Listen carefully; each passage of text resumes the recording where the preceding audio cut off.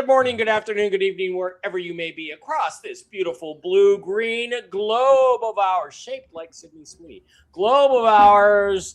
Welcome to Real News Live. It is a Toxically Masculine Tuesday. I'm your host, Mike Barra, in Las Vegas, Nevada, joined as I always am on Tuesday on the smartest political roundtable on the internet, where you get the real news, not the bullshit that, I'm not going to say a certain network because they have me on. So where you get from CNN and all that other crap, you're going to get the real news. You're not going to get the Clay Travis news. You're going to get the real news tonight.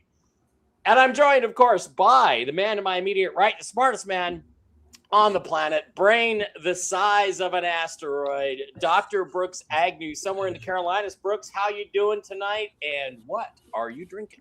Doing wonderful. It was rained all day today, so I got a lot of stuff done on the inside. I'm drinking lemonade. Just took a break from smoking cigars with my son on the back porch. So you're gonna come out here. You're gonna come out here to the alien event in Vegas. You ought to come out in October. Come on. It's possible. It's possible. We want you out here. We want you out here. We want Steve out here too. Because last year, some secret space program colonel tried to attack me, and Steve would have just broken his arm right there. Brooks in the Hollywood Squares layout, of course, is the trail boss, the man, the myth, the legend, the man who has left a pool of quivering, leg-shaking, orgasmically satisfied women in his wake. Steve Doran, the trail boss, somewhere in nowhere, Fuckville, Arkansas. Steve, how you doing tonight, and what are you drinking? I am doing well, and I am drinking raw milk. Straight from the cow into my gut. But yeah, I'm just, doing my usual, making woke liberal women miserable by telling them exactly what I think. And, and so that's become my favorite pastime. Every time they say something that's woke or ridiculous or stupid, I tell them exactly what I think, and then they're like, "Oh, you're retarded. You're this." I'm like, "Oh, I'm so offended. Please, no more." Yeah, ladies, you're not gonna. Yeah, they say, "Please, no more. Please, no more. Please, more. Please, more." Yeah. Anyway, the man.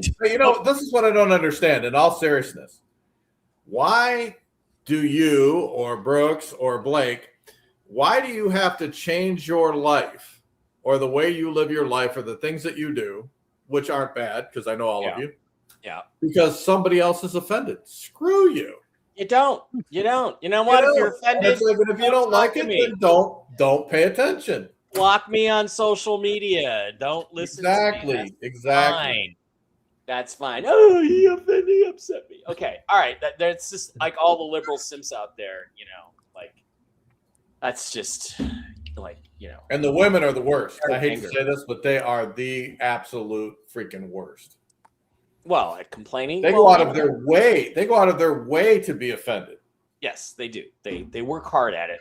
And the man immediately beneath me in the Hollywood Squares layout, but above me in so many other ways, the gentleman of the group, the smartest Cub reporter, Gonzo reporter, on the show somewhere in Nashville, Tennessee, the owner of the finest gentleman's establishment in that fine city, the Lickety Split.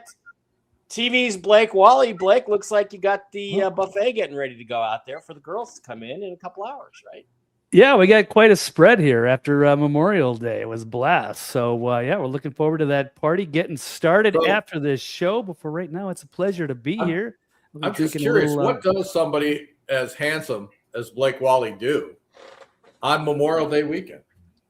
I actually, here in Nashville is live music. So since you brought that up, I actually went to go see a live show on Friday. And then I went yesterday to my first, out in the South here, they got the backyard barbecue. They actually had a stage built in the backyard for the weekend. They had 2 live bands, barbecue food, beer, kegs. It was great here. So Nashville's a great American city. It was the live music scene in Nashville. The live music scene in Nashville on Broadway Street is absolutely phenomenal and fun and just so cool. And I can't wait to come back there.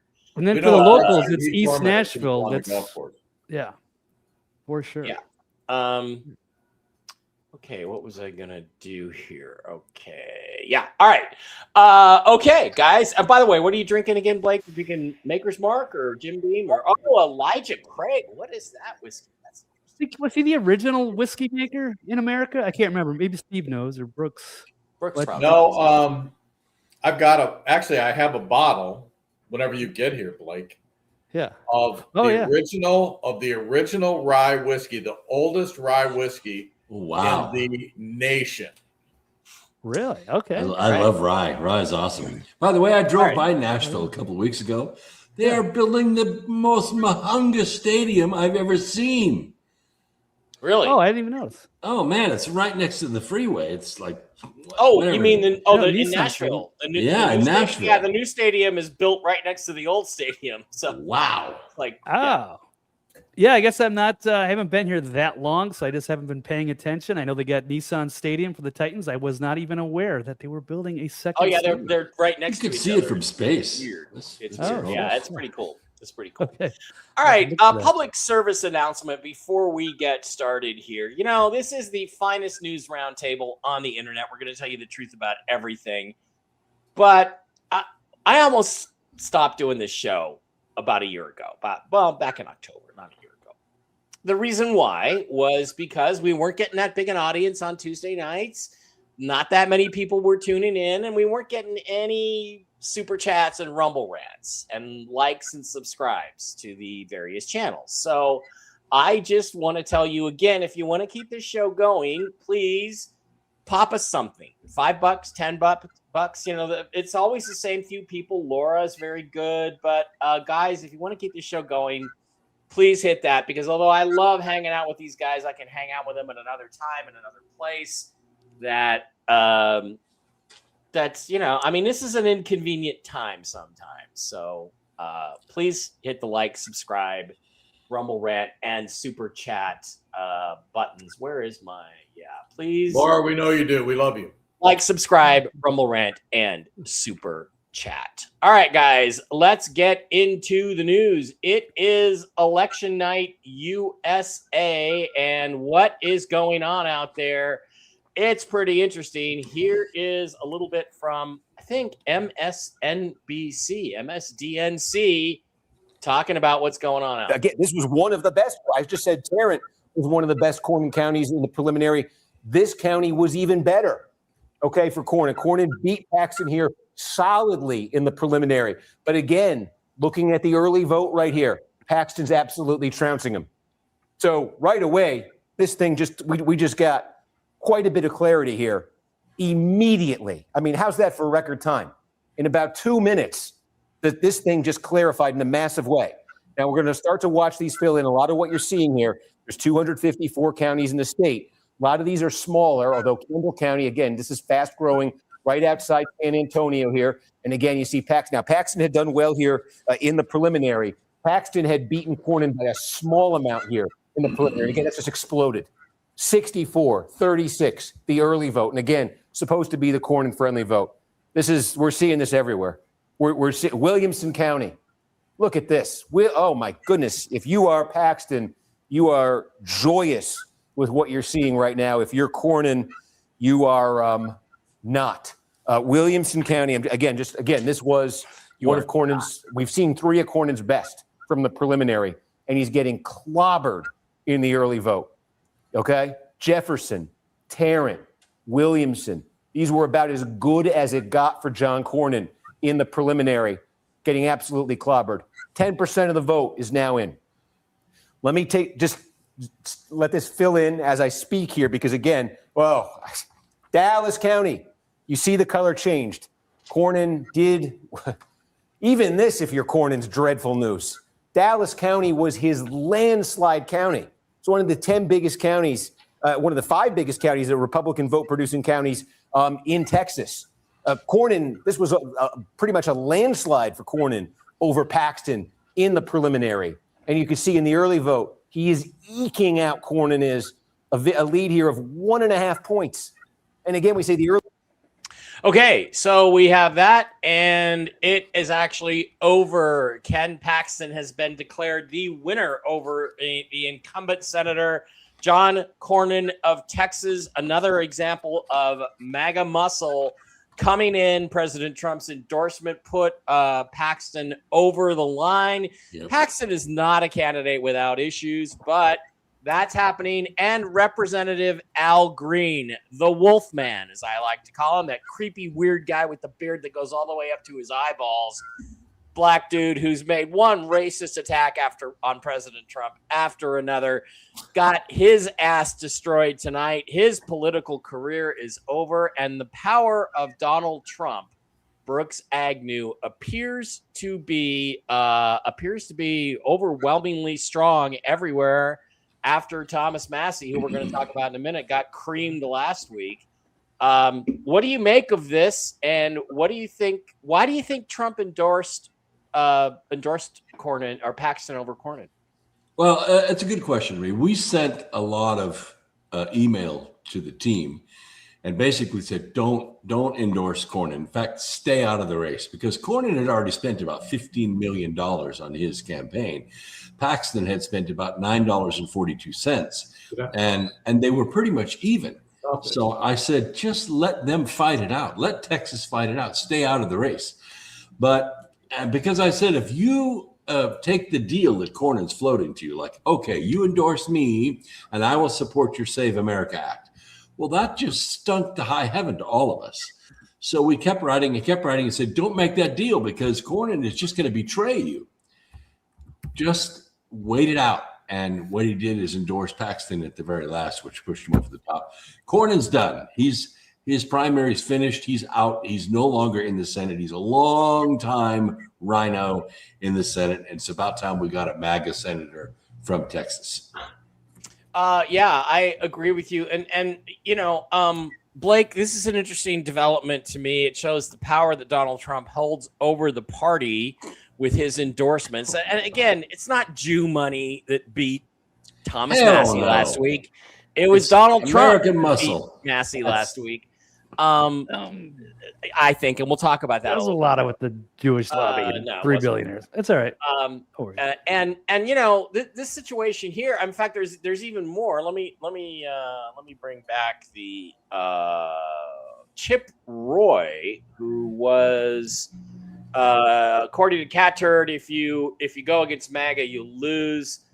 Chip Roy, for Texas Attorney General, is losing. He is also blocked. Now, what these guys have done was they have helped block investigations in the 2020 election fraud. It doesn't matter that Trump won Texas in 2020. If they can prove fraud in one state, absolutely prove it and convict people, then you can make a case to go all around the country and review the entire 2020 election, which hopefully at some point they will do. So if Chip Roy loses, Trump's going to be like Muhammad Ali. He's going to be like 39-0 on his endorsements for a while over the last year or two. So what I want to get to with you, Blake, is what exactly do you think this means in terms of the power shift in the Republican Party?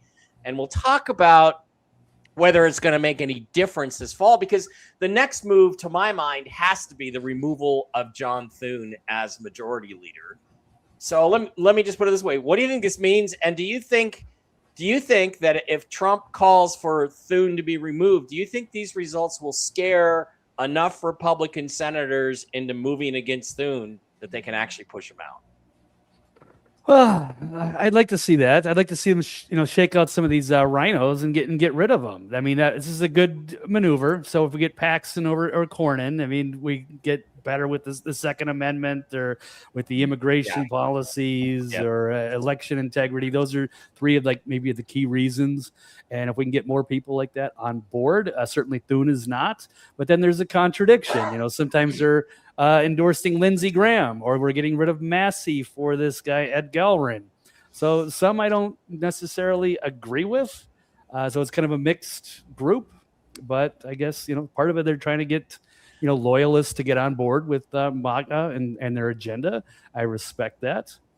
But I would like to see more populists, and I'm not pleased about the Massey thing. I don't like the idea that they're going to target Rand Paul. Yeah, we're gonna talk about Massey. Massey's going to get his own segment in here, because I don't. Right. I mean, I think you're like me when I was in love with a stripper. Okay, My fantasy about who she was or who she could be was way better than the reality of who she actually was. So we'll talk about that. We'll talk about your stripper infatuation with Thomas Massey when we get to the next segment. Steve, what do you think about these results? And do you expect it to actually change anything? It almost does seem to me like Trump is chipping these guys away piece by piece. But at this rate, shit, it's going to take another 2-3 years to get these guys out of office and start getting some things done, isn't it? I mean, can we win the election without the SAVE Act? I don't know.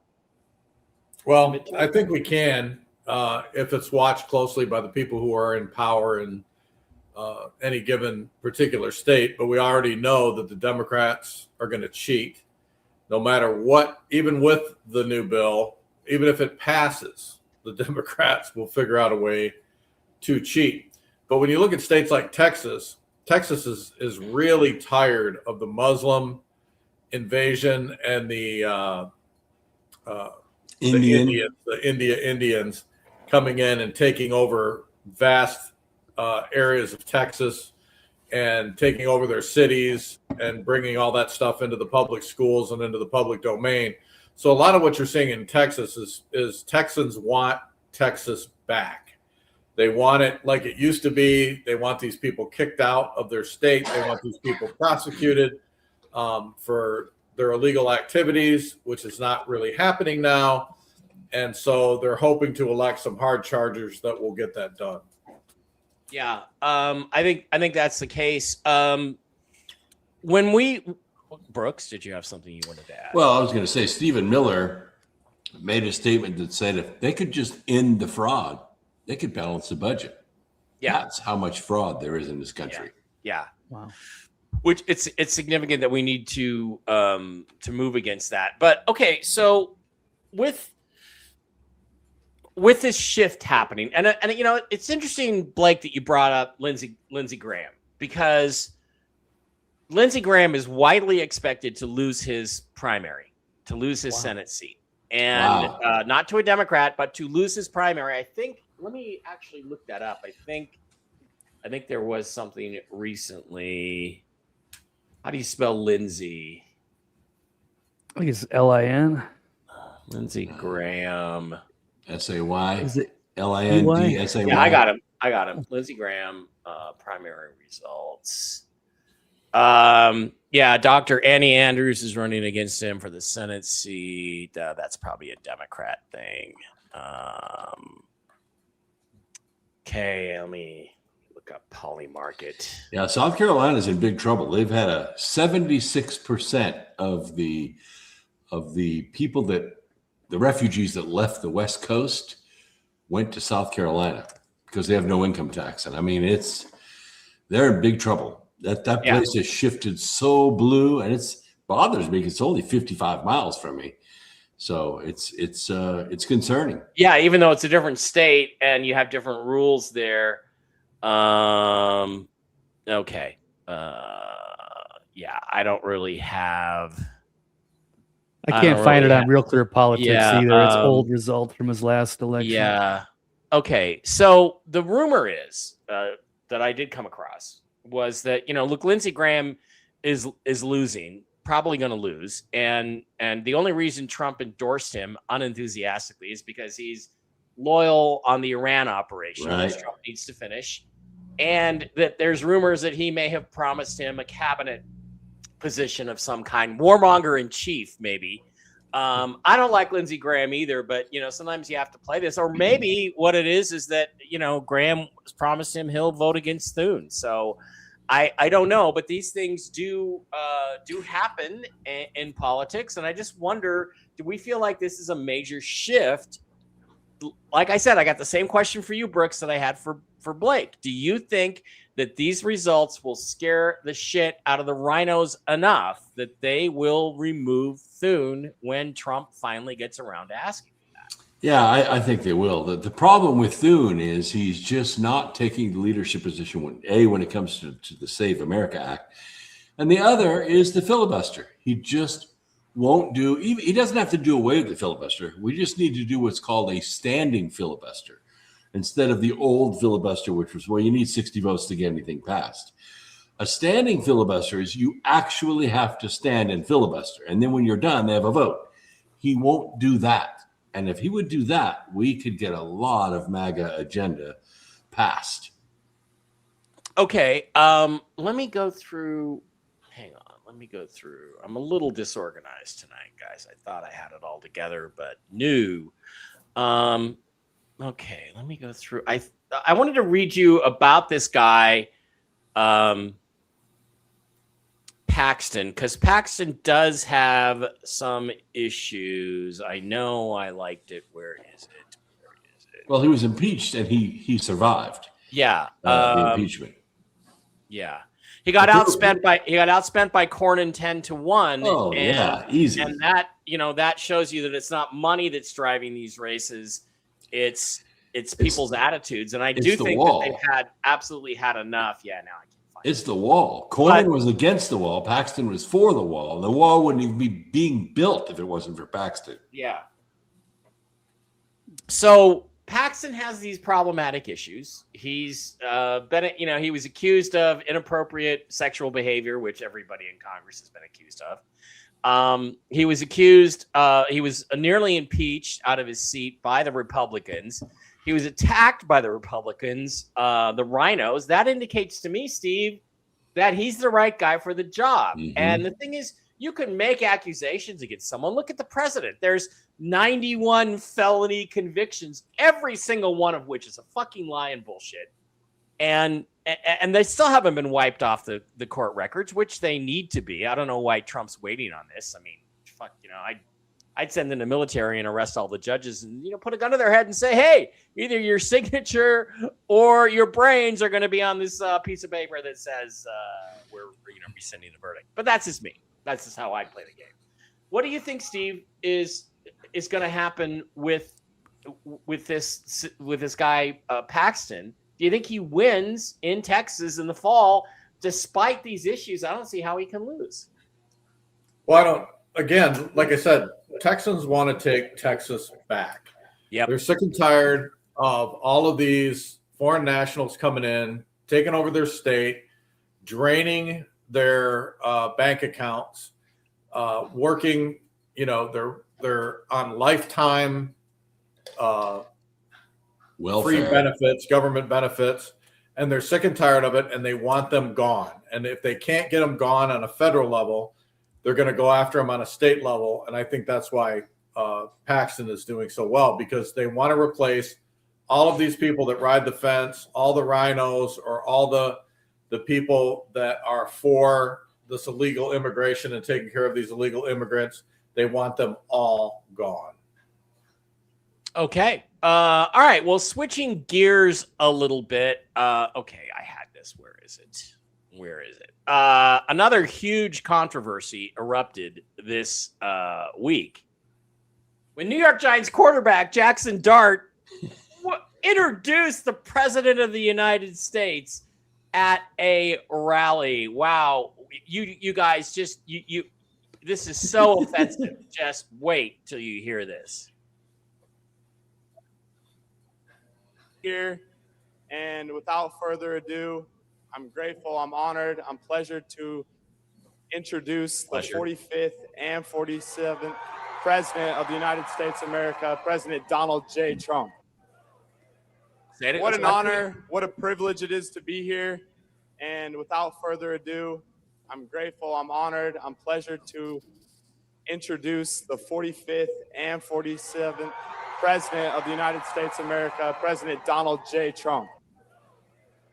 What an honor, what a privilege it is to be here. Right. And then we got this immediately. The backlash was immediate. This is somebody named Emmanuel Acho, who was a pretty mediocre linebacker in the NFL and has since been caught banging Joy Taylor of Fox News when they both worked at Fox News, and that's how he got her a job at Fox. She won the NFL's Come On My Back award, Player of the Year award. This is Emmanuel Acho, who's obviously not white, chiming in on Jackson Dart's horrific actions. All right, it's time to have an uncomfortable conversation about what the hell is going on in New York. Jackson Dart, the quarterback, supporting President Donald Trump? He's allowed to do that. He's a citizen. He's allowed to have a freedom of thought. Abdul Carter, first-round pick, his teammate calling him out? He's allowed to do that. If Jackson Dart's allowed to support Donald Trump, then his teammate is allowed to support his grievances with him doing that. Here is my issue. Jackson Dart, you know how several of your brothers, your teammates, your friends, your ride or dies, how they might feel about this individual. So I don't think there's a lot of wisdom or discernment in very publicly supporting an individual who many of your teammates feel offended by. So yes, Jackson Dart, you're allowed to do whatever the hell you want. But I don't know that it's a super wise decision without necessarily consulting in some of your teammates. Abdul Carter, you're allowed to express your frustrations with it. I don't think it's super wise to do it publicly because now you got 36 million people looking at a tweet of Abdul Carter, you calling out your boy. Keep in mind, y'all are both supposed to be the futures of the New York Giants. One a first-round quarterback, one a first-round edge rusher. Y'all both supposed to be the face of the franchise. So with that being said, Jackson Dart, I don't personally have an issue with him supporting Donald Trump. He's a human. He can support who he wants to support. Was it pretty stupid given the reaction it will cause to his other brothers that are humans and have human emotions? Absolutely. I don't think it was wise. I don't got an issue with it. Abdul Carter. Okay, so just for reference here, Abdul Carter is a teammate of Jackson Dart who publicly had an issue with him endorsing Donald Trump, but we'll get to that in a second. Let's listen to some commentary on the Will Kane show about this issue, about why is it okay for Democrats to be political, like Colin Kaepernick, and suddenly it's not okay for Jackson Dart to express his political. Jackson Dart criticized, say, Steve Kerr or Steph Curry, not criticized for wading into the presence of politics. Yeah, well, a lot of times people are saying we want athletes to use their platforms. We want to hear what they authentically believe, unless I disagree with it. And that's what we're seeing here, especially Jackson Dart. He goes out, he introduces President Trump. Now, there are a lot of athletes that don't like President Trump. There are a lot of people who don't like him. However, what they're basically saying is, if you don't agree with me, you don't get a voice. If you do agree with me, then we're going to side with it. And these athletes are kind of put in a lose-lose situation here, in my opinion. Jackson. Okay, so Steve Doran, why do I or you or Blake or Brooks, why are we obligated to give a shit what our stupid, dim-witted, brainwashed, racist, dark-skinned teammates like Abdul Carter think about endorsing President Trump? Just because they're fucking brain damaged. This is an issue we talked about this earlier. Why do we have to care what they think when they're fucking retards? Well, here, I mean, the situation is we don't. We've become so politically correct and so woke, just like that guy saying, oh, he should have had a discussion with his teammates before he came out publicly. Yeah, why? And I'll be honest with you. I really don't care if a movie star or a sports figure or whoever supports Donald Trump or doesn't support Donald Trump. I don't give a crap what any of those people think. As far as I'm concerned, they're all spoiled, retarded morons. And I don't care who they support. I support who I'm going to support. I'm going to speak out for the people that I support. I don't care what you think about it. I don't care what anybody thinks about it. If you disagree with me, so what? Then speak up and say you disagree with me. But the reality is any of these people that, work in these multi-million-dollar jobs, honestly, don't have a brain in their head. They don't live in the real world. They don't understand what it's like to suffer and have to, search through the bottom of your back seat for change to put gas in your car, to buy food for your kids. They don't know what reality is. So as far as I'm concerned, none of what any of them have to say has any validity with me at all. Okay. Brooks, I want to flip to you here a second, but I want to bring something up on the screen. Just give me a second. I guess that Abdul Carter is upset because from his perspective as a black man, Donald Trump is somehow oppressing him because, after all, come on. God damn it. Okay. But Abdul Carter was the second overall pick in the draft last year. And I think he signed a contract for about, as Steve points out, about $54 million. Mm-hmm. Now, there was a Seahawks player, KJ Wright, who I think is a, low-key Hall of Famer, linebacker, played 10 years for the Seahawks, won their first Super Bowl with him. And he's out. He made more than $55 million in his NFL career. And he was out at a protest in Seattle a few years ago about how oppressed he was as a black man by the Trump administration. The hypocrisy here is off scale high, and it does matter. I think it does matter, Steve, because these guys do have some social influence, especially if they have influence on young people and teenagers who play the sports and watch the sports and look up to these guys. And what it seems to me, Brooks, they're trying to do is they're trying to silence the people that have some brains and some common sense and push the narrative that, well, all black people have to hate. What else is new? I mean, this is nothing new. This has been going on for years and years and years. But like, if you want to listen to a sports star, you want to listen to somebody who, an actress or an actress, you're a moron. I mean, it's that simple. You're an idiot if you take your financial, political, or any other advice from any of those people. I mean, it's us on the other hand. You can take our advice. Even if I agree with them, they still do not live in reality. They just don't. And so, their idea of what should be done, how it should be done, I don't care who they are, it's always skewed because they don't live in the real world. Yeah, I'm sorry, Abdul. I do need to apologize to you. Your contract's only worth $45 million over 5 years. It's not that much. I don't know how the guy. I don't know how he makes ends meet. How does he? That's very oppressive. Well, especially with the taxes in New York. But poor oppressed KJ Wright, who had to go to a protest against Donald Trump in 2017. It took him almost 10 years to make $54 million.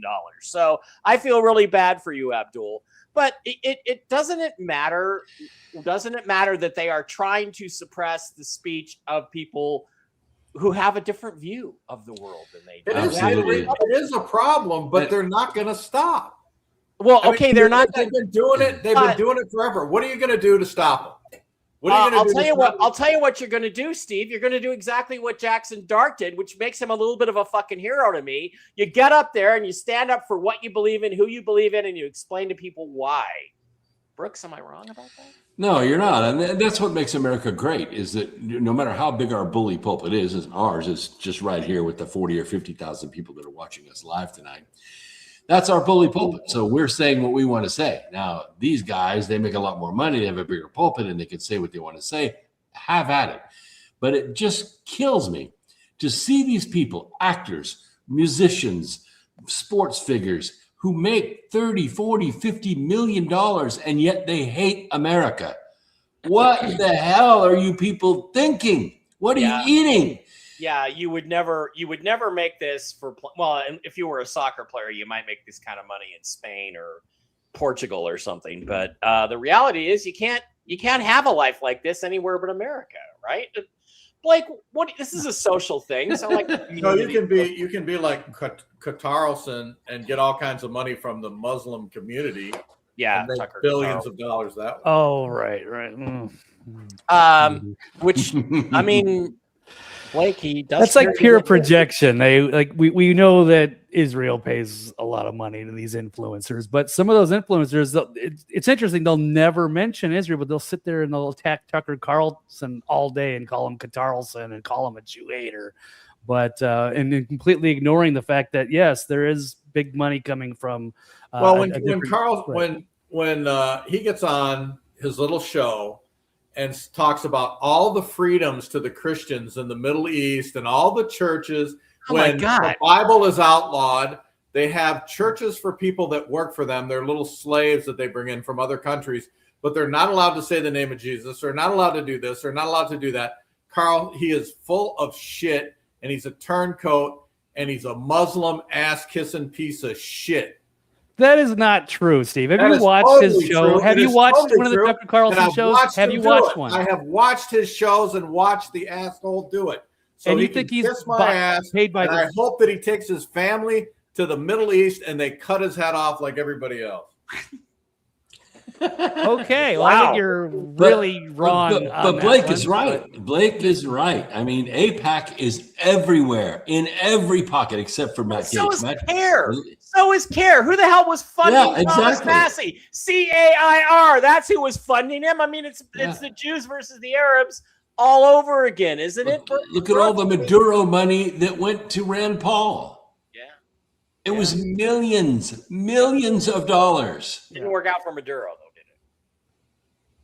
Yeah, I don't know. I think Tucker Carlson is doing a fantastic job. I think he's getting smeared a lot because he's over the target. Wow. Okay. So maybe I need to listen Yeah. closer to what Tucker's saying, because the more I see what Tucker says, the more off the rails I think he's become, like Candace Owens level crazy. It's at least that's what I'm thinking. Well, let me ask you guys a question, Mike and Steve especially. What do you think our forefathers would say about our greatest ally? What do you think Jesus would say about our greatest ally? Because I think they would all be disturbed by the alliance that we have. This was not the way America was founded, certainly. Well, you mean, are you referring to Israel as our greatest ally? Right. So I don't Okay. remember the forefathers ever consulting with the Jewish lobby before they make decisions or allow them to be persuaded into getting into constant wars in the Middle East for the last 30 years. Last week I thought our greatest ally was Great Britain. At least that's what King Charles said when he was here. And we've done their bidding for 200 years practically, at least 100 years. And gotten into all kinds of wars, lost millions of our own men fighting these wars for the British crown. So I don't see what the difference is. And I think the founding fathers would be unhappy with it.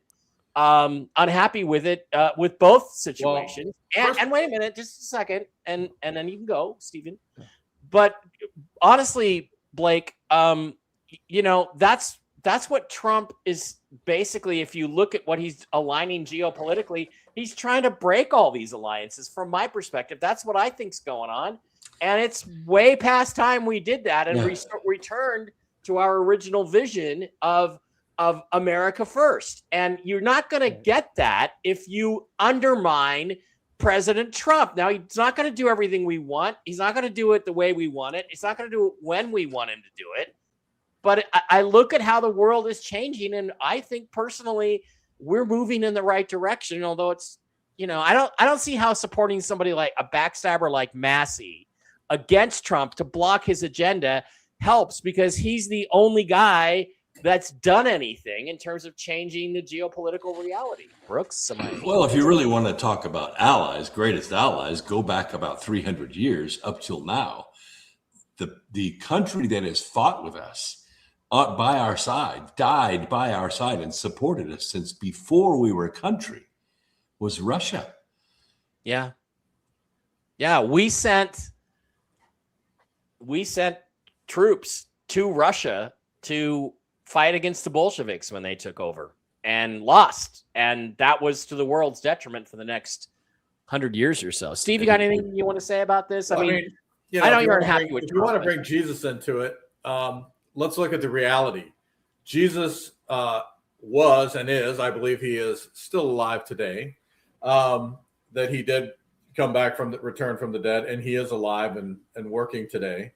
I'm sure he is extremely upset with the corruption that goes on in this country, with the money that goes out of this country to all the foreign countries, with the way that the United States citizens are treated, and the way that their tax dollars are misused for every kind of evil, debaucherous things on the planet. And the Muslims just happen to be one of many issues that we intend to deal with. But I'll tell you right now, if I have to go to a Middle Eastern country, I'm going to Israel, because I don't have to worry about being killed. I don't have to worry about having trumped up charges against me for something that I said here and having my hand cut off or my head cut off. I can go there and walk the streets and be completely safe, unless I'm confronted by a Muslim terrorist a suicide bomber or somebody with a machine gun who's just there to murder countless people, and it usually ends up being women and children. So yeah, that's my stand on it. If you want to bring Jesus into it, then that's where I stand. I don't mean this to be pick on Blake night. No, go for it. But I'm going to pick on you. Well, that's a good question. Where would you be safer walking the streets? Israel or Gaza, where Hamas is running things, and the Muslim Brotherhood, who's the British Crown's main terrorist training camp? I mean, where would you be safer? Israel or any of the other Arab countries surrounding it? I can get that. I can get that part of the argument and say that that's definitely true. I would feel safer if I had to stay somewhere. Sure, I could stay in Israel over some of those others. But and hypothetically, I mean, would we have so many of these issues with the Persians or Muslims or whoever if we weren't tied to the hip with the Zionists from this new version of Israel, which is not based on the Bible?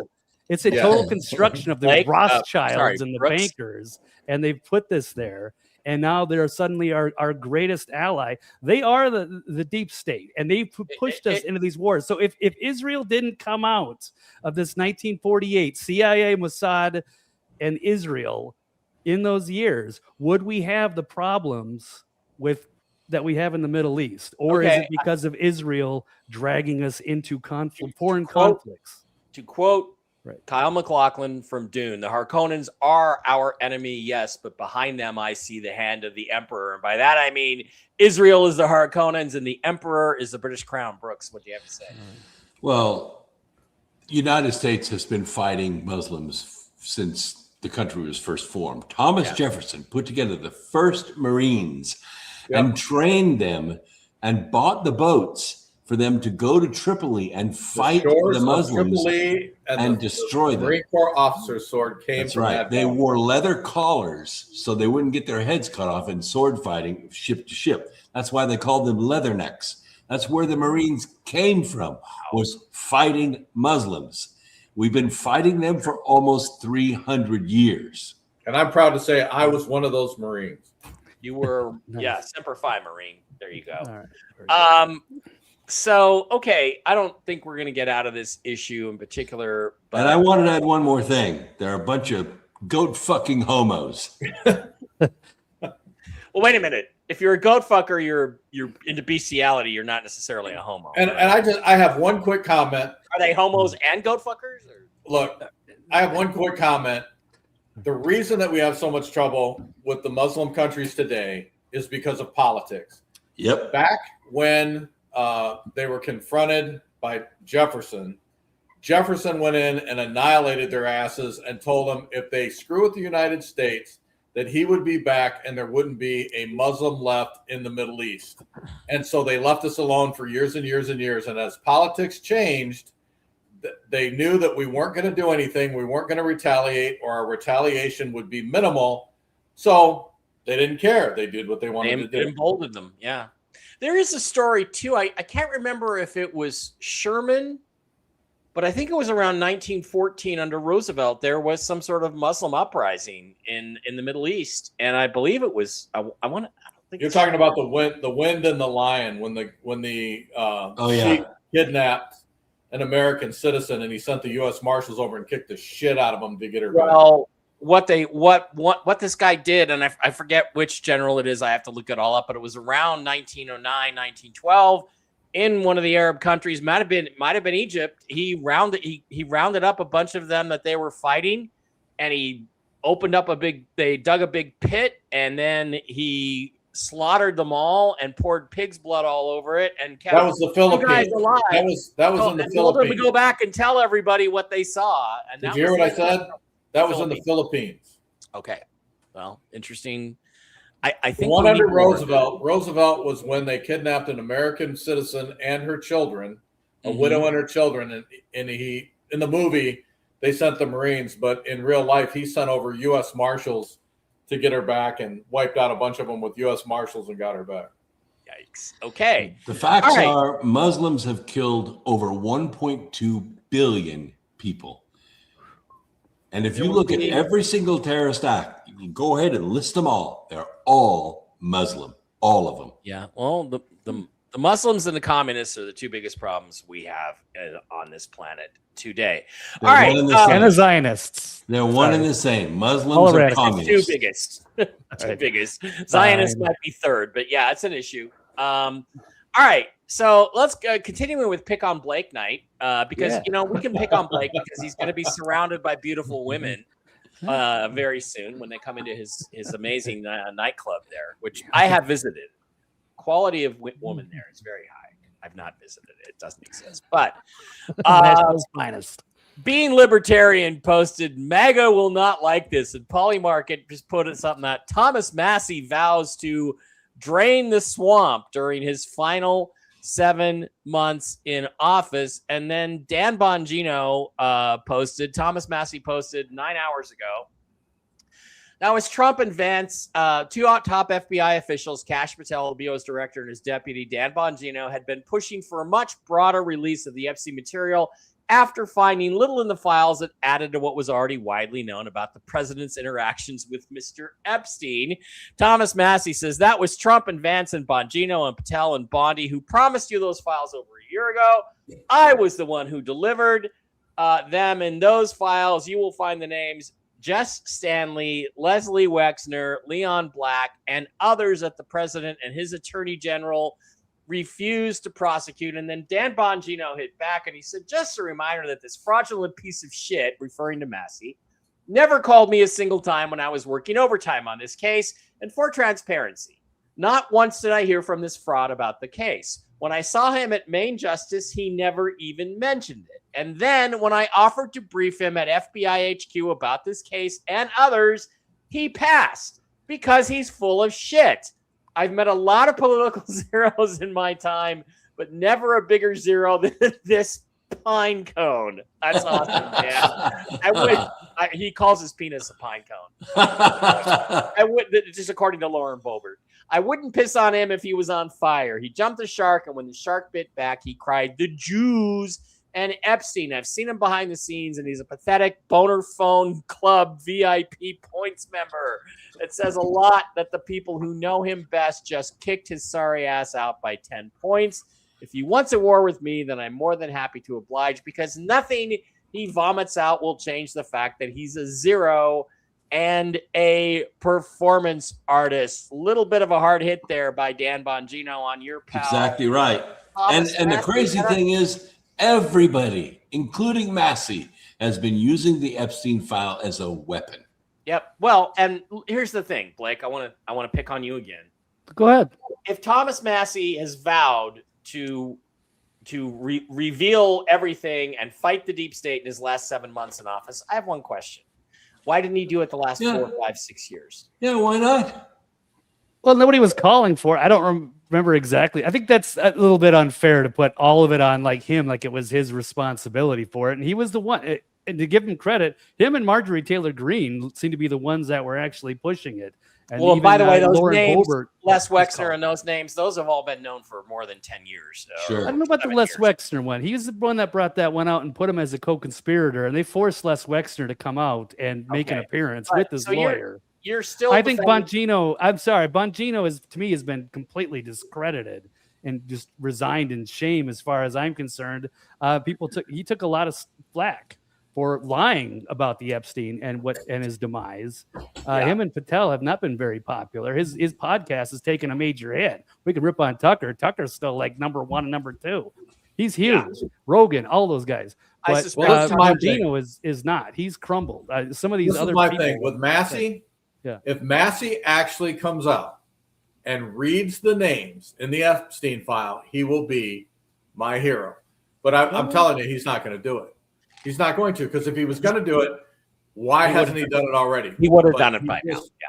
He's not going to do it. But if he does, he's going to be my national hero for the next year and a half at least. Brooks, okay. I hope he delivers. I hope he delivers soon, because you don't want to sit on stuff like that. That's saw right. what happened to. Well, then why has he been sitting on it for the last 4, 5, 6 years? I mean, at least the last year he's had these names. Why has he been sitting on it? That wouldn't have happened under Biden, and it wasn't his responsibility. It was Bondi. Not It his was Pam Bondi and responsibility now. Trump. He They were just got supposed to thrown do it, out. not Massey. Why is But Massey Blake, the it's not congressman? his responsibility now. He just got thrown out. If he actually had integrity, he would resign and let the governor put somebody else in his place to take his seat that's more aligned with the people of his district. That's what I think. Or they could have a special election. Why didn't he resign his seat if that's what it's about? Because it's not what it's about. It's about damaging Trump with his continued innuendo. And the reason why I believe, tell me I'm wrong, the reason why he is not putting these names out and he has not done this already is because Trump is not in them. And as long as he can continue to insinuate that there's something incriminating about Donald Trump and the stuff that hasn't been released yet, that gives him the political advantage he's looking for to serve the purpose that he's always had, which is simply to block and damage Donald Trump. It's not about anything to do with the actual victims from my perspective. Tell me why I'm wrong, Blake. Well, that part I would respectfully disagree with. I don't think Massey is just out just to be a rival and an obstructionist to Donald Trump's agenda. He's just his own principled guy. And that wasn't, like I said, I don't think it was his responsibility. That was the campaign promises of Donald Trump and this administration. And I expected Bongino and Kash Patel and Pam Bondi to do their job. And when they didn't, then Thomas Massey and Marjorie Taylor Greene went to task and put themselves out there and put their neck. And instead they were attacked and Boebert was attacked and all of these guys. So they already chased Marjorie out of there. But they put a target on they put targets on their own back though. Yeah, but Marjorie Taylor Greene, she was another one. She said that before she left, she was going to read the entire list on the floor of Congress. She didn't do it. Never did. Never did. She never did it. So went to Costa Rica, bought a $20 million mansion.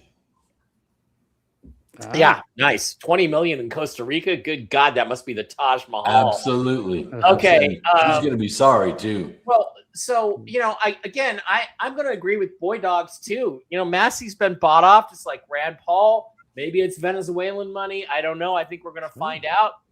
But Blake, I'm just saying, I think your faith in Thomas Massey is like my 2014 faith in my stripper. Okay, I just don't think it's realistic. I just don't think it's realistic. I think there's some other shit going on. And what do you think the possibility is, gentlemen? I'd like to get all your opinions.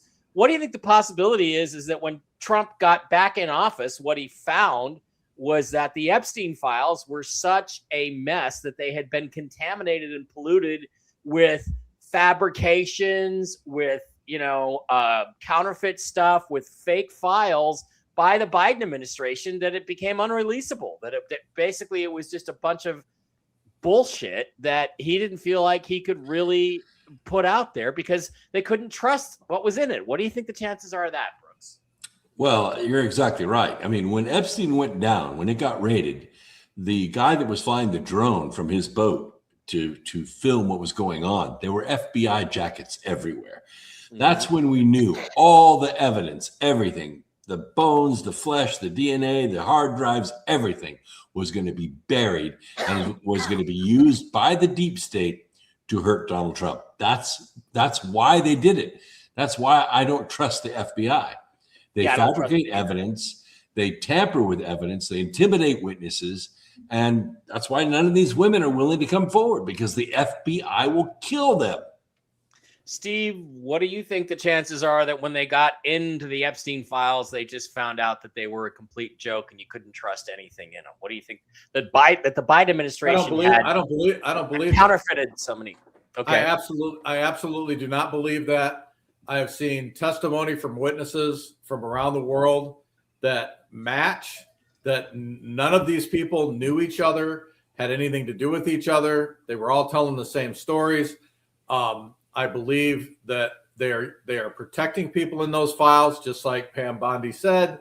If I were to prosecute everybody in the Epstein files, then the entire world would collapse. Let it collapse. Let the government collapse. Let everything collapse.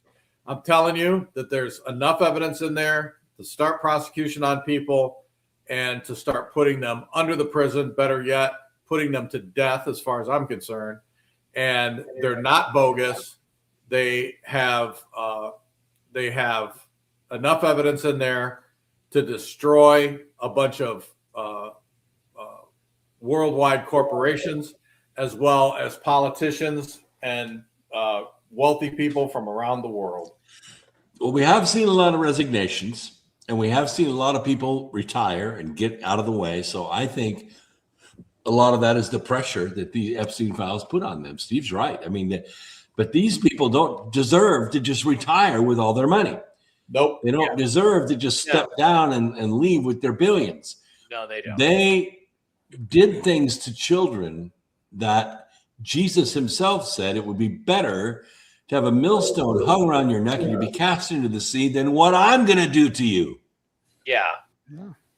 But Blake, do you think there's any chance that this all turns out to be bullshit and that basically that Jeffrey Epstein was not really a pedophile to the extent that he liked, 18-year-old girls and hired them into prostitution, and this is all completely overblown and there was no satanic rituals and kid hunting and all that stuff? Do you think there's a chance that that's true, or do you think that all the stuff that's rumored out there is true? Because these are rumors, because we haven't seen the files. Do you think this stuff is true and they're covering it up? Yeah, absolutely. I do believe that there is something really sinister. They are deliberately holding on to the really juicy stuff. I still have who knows how much stuff that they could still release. And the thing is that, there's a lot of very powerful people. We do know, like Les Wexner's one of them. We've seen some high-profile people get shamed, but that's all been in Europe or other countries. It hasn't been in America that I'm aware of yet. And, Trump knows about this. And I don't think Trump is necessarily in them, but he's mentioned he's got friends in there. And Howard Lutnick is standing right behind him in so many. He's been there. He's certainly very guilty and caught up in all of this stuff. And he is a liar. And he lied about it, and he was caught lying about it. And there's a dark stuff going on with that man. And 9/11. We're not even getting into all the stuff with Lutnick. But I mean, there's with so many others. And Marjorie Taylor Greene has even said, and which is Trump has told her, that he's going to get a lot of very powerful people in trouble. And the other thing is that this is the international intelligence community. Israel and Epstein is in there, along with some other high-profile prime ministers of Israel. And so you're going to get them tied up into this. Now, Trump is taking a ton of money from Miriam Adelson, very high-profile Zionist donors. They don't want this information released, and this is what they are buying Trump for. And Trump has even mentioned this before, having the Adelsons. They've been coming there for years. Now it's just Miriam because Sheldon died. But they have a ton of money, and they always have their own interests, and they don't want to incriminate their friends. And that is why they don't want to release it. They don't want all the stuff about Israel and calling people goy. That was all in the files that have been released. It's like a supremacist look at down on the peasant class. So you think that Trump, and I guess Trump should have known what was in the files from his first term. He made a big deal about Epstein in the 2016 election. But do you think it's possible Trump got in 2025 and, knew he was or wasn't in them, knew what was in there, but then they cracked him open, and he's like, oh shit, a whole bunch of my friends and important industrialists, as far as he's concerned, are in here. I can't release these. Do you think is that what you're saying you think happened? Yeah. Okay. Well, we will never know until we get a look at all of the real Epstein files. And we'll see if Massey comes forward and reads the list. He won't. Nessun dorma. Now, another thing Thomas Massey did this week is he filed for political office, to run for political office again in 2028, so that he can continue to collect money. Did you know that, Blake, that he had done that? He filed. I did see that, but to correct it, he just floated that out there. It's the possibility that he can run. I think that was what was said on this. The FEC filing gives him the flexibility if he decides to run. It's not a decision necessarily. It's not locked in to run again. He doesn't know. He's keeping his options open, basically. But he was also he would have been fine if he would have been reelected. Nobody would care. But since his seat was basically, they flushed him out of there. Now he's saying, "Hey, I want to come back." Maybe it's just to keep the grift going, so he can keep raising money and his podcasts or whatever he's going to make money off of the next couple of years. He's Andrew Wilkow's favorite guy, so I do have to say he did bang Lauren Boebert, and I got to give him some credit for that. Absolutely. So who wouldn't? Way to go with the pine cone. Way to go with right. He went through with it. Hey, that's all right.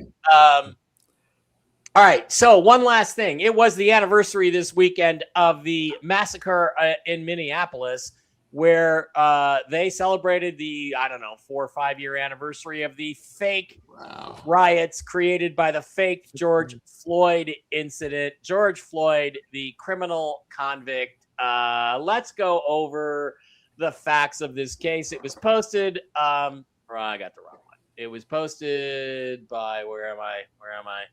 This one.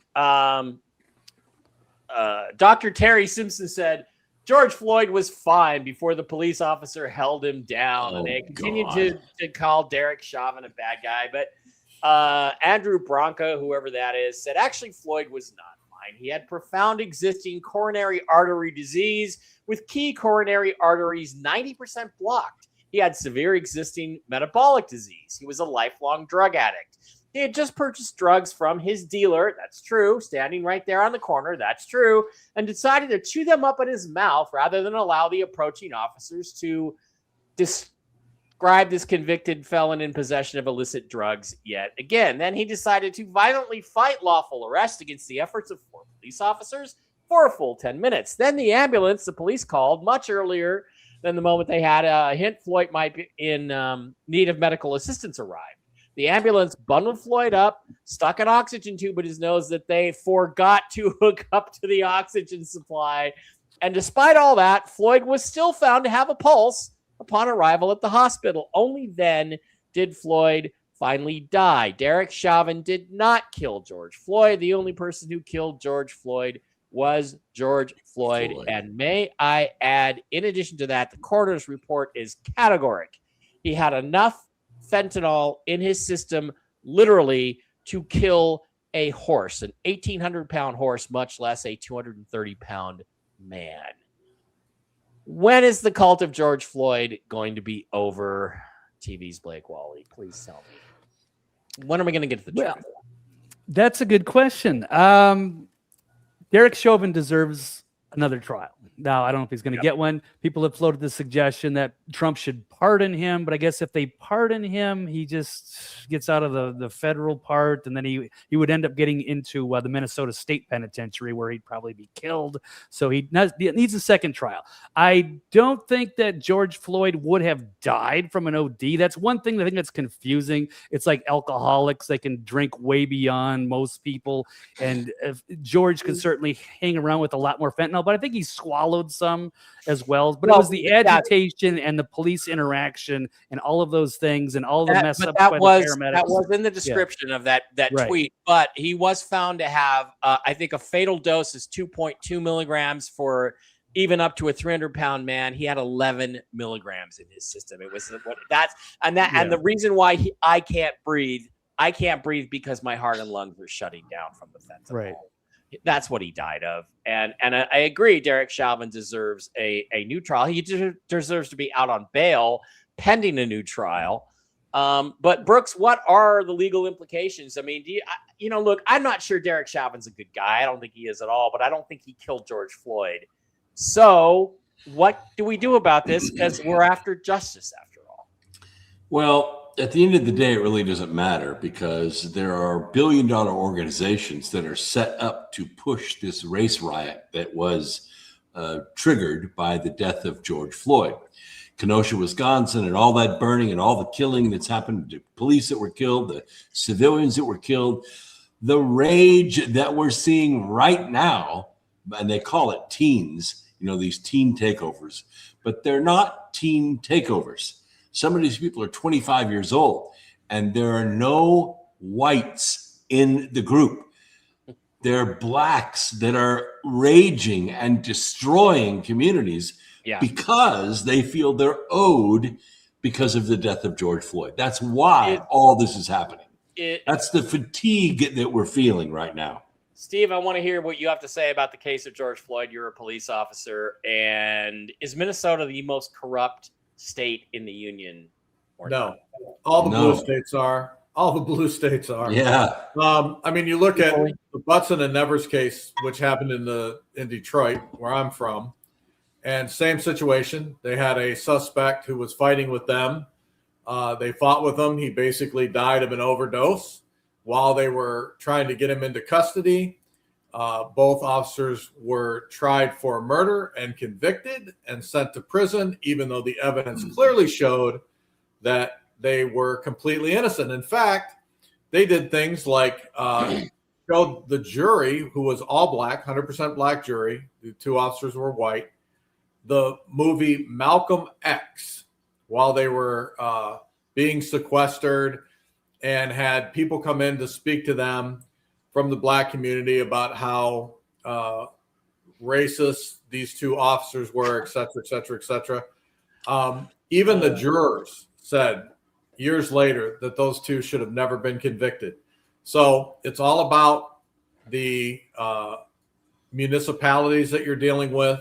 It's all about the state courts that you're dealing with, and he's never going to get a fair shake. It's just not going to happen. Yeah. I mean, as much as I would love to see it, it's not going to happen. Blake, any other opinions about this? Or I mean, I think Laura Loomer says that Ebola is coming.